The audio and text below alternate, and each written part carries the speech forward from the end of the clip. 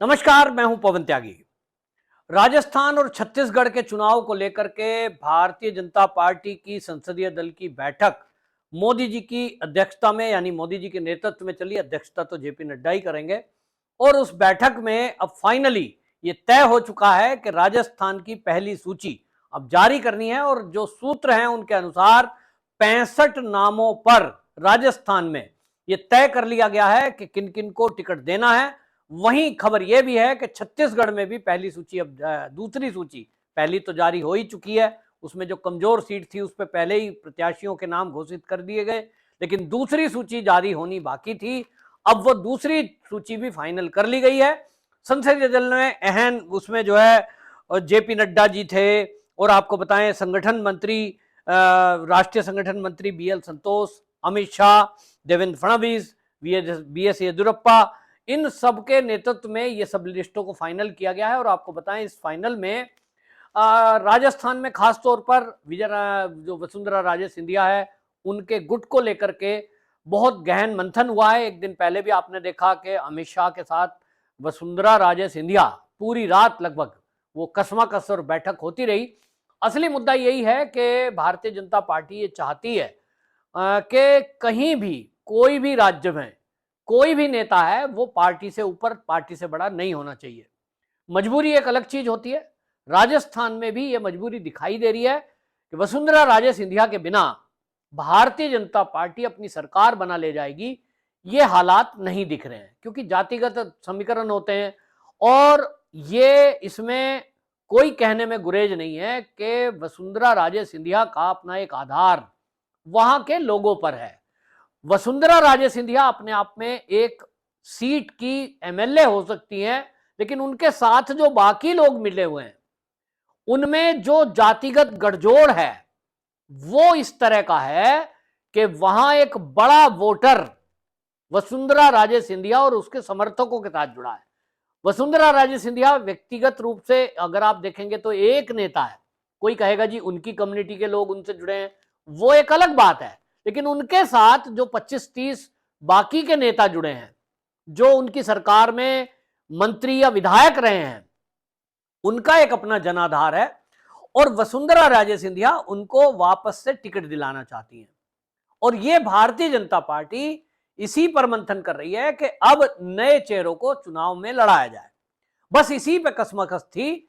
जैसे राजस्थान की मैं आपको बात करूं तो राजस्थान में जयपुर, वो जो जयपुर है उस जयपुर में अभी तक अब वसुंधरा राजे सिंधिया की तरफ से एक नाम रणधीर सिंह भिंडर और अजमेर में भंवर सिंह पलाड़, ये नाम कहा गया भाई ये भी मेरे इनको टिकट दिया जाए। जीते हुए प्रत्याशी हैं, मतलब जीत चुके हैं पहले भी। इसी तरह जयपुर की 8 सीटें, उस 8 में वो 3 सीटें चाहती हैं, ऐसा सूत्रों से पता लगा है। लेकिन भारतीय जनता पार्टी गठबंधन चाहता है कि जयपुर की 8 में से 8 सीटों पर नए चेहरों को उतारा जाए। हालांकि जो 3 सीटें हैं वहां तो ऐसी हैं भारतीय जनता पार्टी की जो 4 या 5 बार के विधायक हैं। तो पार्टी अपना एक आगे का सोचकर चल रही है 2024 का, और 2024 की तैयारी अभी से करनी है। इसलिए राज्यों में भी महिलाओं का प्रतिनिधित्व बढ़े। 33% आरक्षण बिल जो पास हुआ है महिलाओं के लिए, वो भारतीय जनता पार्टी अभी से जो राज्य के चुनाव हैं इसमें इंप्लीमेंट करना चाहती है। चाहे वो मध्य प्रदेश हो, फिर चाहे वो छत्तीसगढ़ हो, फिर चाहे वो तेलंगाना हो या तो राजस्थान। अब उसमें जब महिलाओं की इस भागीदारी बढ़ाई जाएगी तो पुराने जो टिकटधारी है, पहले विधायक होंगे या पूर्व विधायक कभी होंगे, उनके टिकटों का कटना तो तय है। अब इसमें 4 बार 5 बार के जो विधायक हैं फिर वो कहेंगे साहब हमारा एक उनका गुट है, उनके एक वोट बैंक है, वो नाराज होंगे तो बगावत करेंगे। और ये हमेशा होता रहा है और ये लगभग हर पार्टी में होता है। अब तो ये ट्रेंड हो गया है, चाहे कांग्रेस हो चाहे कोई हो, जिसको टिकट नहीं मिलेगा वो नाराज हो जाएगा। भारतीय जनता पार्टी लेकिन इन चुनावों में जहां उसके लिए राज्य का चुनाव जीतना एक प्रायोरिटी है जो कि हर पार्टी के लिए है, लेकिन भारतीय जनता पार्टी जो अपना इंप्लीमेंट करना चाहती है, नए चेहरों को आगे लाना चाहती है, महिलाओं को आगे लाना चाहती है, इस पर भी समझौता करने के मूड में दिखाई नहीं दे रही है। और इसीलिए ये गहन मंथन चिंतन सब कुछ चलता रहा।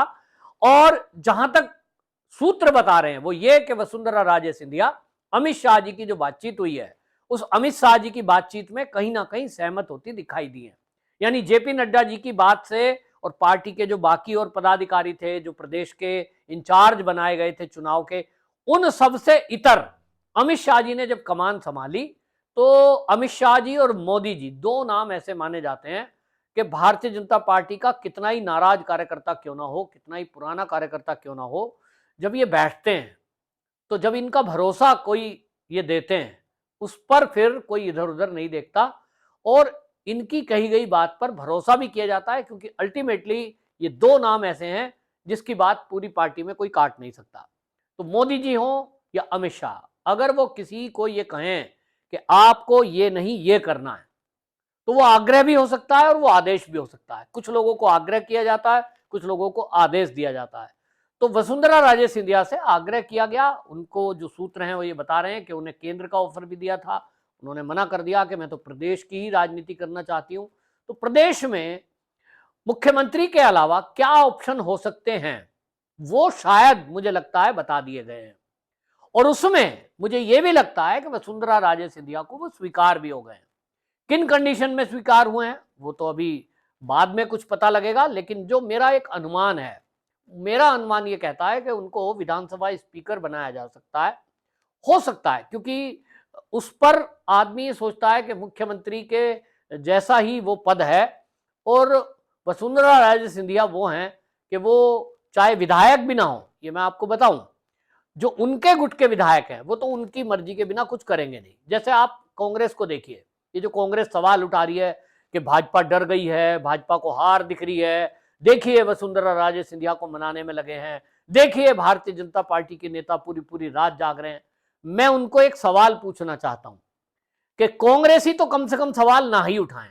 कांग्रेस में सरकार कहीं की भी हो, किसी की भी हो, मुख्यमंत्री कोई भी हो, इवन हमने देखा कि देश का प्रधानमंत्री भी कोई हो, वहां राहुल गांधी की वैल्यू मनमोहन सिंह से ज्यादा है, जो संसदीय दल के किए गए फैसले को फाड़ कर फेंक देते हैं, कार्यकारिणी के फैसले को। तो कांग्रेस में तो गांधी परिवार एक कल्चर है कि उसके आगे किसी की नहीं चलती। तो जहां देश का प्रधानमंत्री साइड खड़ा हो और सोनिया गांधी सारे फैसले करती हो, इस तरह से राहुल गांधी सारे फैसले करते हो, वो अगर भाजपा पे सवाल उठा रहे हैं वसुंधरा राजे को लेकर, तो ये हंसी की बात है, क्योंकि वसुंधरा राजे सिंधिया केवल एक राजस्थान में उनका दबदबा है और ये हर प्रदेश में कोई ना कोई एक नेता होता है। तो उस दबदबे में भी भारतीय जनता पार्टी, ऐसा नहीं है कि वसुंधरा जी ने कहा मुझे 30 सीट दे दो तो भाजपा ने कहा ओके बहन जी, ओके महारानी जी, आपके बिना तो हम जीत ही नहीं सकते हैं, अच्छा जी मान ली गई। ऐसा नहीं, इतना चिंतन मंथन करने की जरूरत ही नहीं थी, फिर तो फाइनल कर देते कि ठीक है जी वसुंधरा जी को ही हम सीएम बनाएंगे, या जो वो कहेंगी वो करेंगे।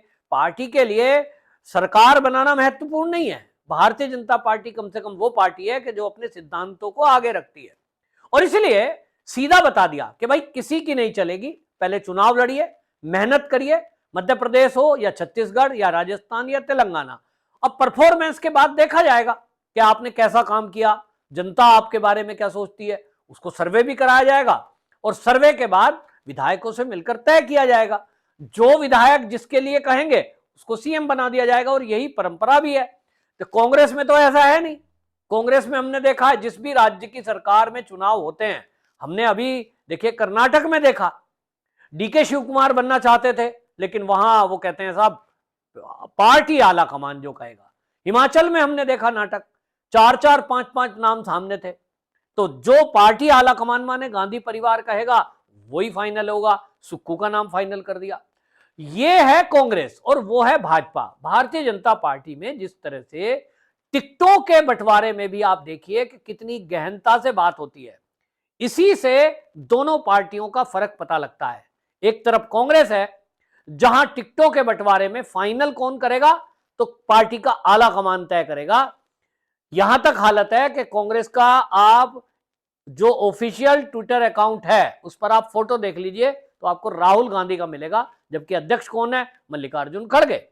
तो वहां टिकटों का बंटवारा हो, फाइनल हो, नाम फाइनल करना हो, जो गांधी परिवार ने फाइनल कर दिया वो कहीं नहीं कटता, और एक परिवार ही सब कुछ है। दूसरी तरफ भारतीय जनता पार्टी है जहां अमित शाह भी फाइनल नहीं कर सकते। अमित शाह ने भले ही राजस्थान में जाकर रात रात भर जगकर मीटिंग की हो, लेकिन वहां पर वो गृह मंत्री होते हुए भी, पूर्व अध्यक्ष होते हुए भी ये नहीं कर सकते कि साहब ठीक है, अच्छा भाई मैंने फाइनल कर दिया, इतने नाम फाइनल हो गए। वो भी फिर अपनी संसदीय दल की बैठक में नामों की चर्चा करेंगे और फाइनल वहीं होगा, और यही दिल्ली में हुआ है। देवेंद्र फडणवीस आप सोचिए महाराष्ट्र के नेता हैं, लेकिन क्योंकि संसदीय दल के नेता हैं, येदियुरप्पा उनको वहां शामिल किया गया है, कर्नाटक से हैं। अब इस तरह से वहां संसदीय दल तय करेगा, किसी एक की नहीं चलती। यह है सिद्धांतिक लड़ाई, यह है सिद्धांत, और इसी में थोड़ी देरी बेशक हो रही है, लेकिन गहन चिंतन मनन केवल इस बात का है कि केवल सरकार बनाना मकसद नहीं है। सरकार बनाने की बात हो तो जिताऊ चेहरे को टिकट दे दो और जीत जाओ, लेकिन भारतीय जनता पार्टी जो देर कर रही है लिस्ट जारी करने में, उसके पीछे केवल एक कारण है कि नए चेहरों को आगे लाना, महिलाओं को बड़ी संख्या में आगे लाना, और नए चेहरे में भी आपको बता दूं एक और नई बात, इसको आप ब्रेकिंग न्यूज भी कह सकते हैं, ओबीसी चेहरों को आगे बढ़ाना। यह भी भारतीय जनता पार्टी की अब जब लिस्ट आएंगी, आप देखेंगे कि उसमें बड़ी संख्या में आपको ओबीसी वर्ग के चेहरे, महिलाएं, युवा दिखाई देंगे, और ये अब लिस्ट कुछ ही घंटों में आपके सामने होगी। वंदे मातरम।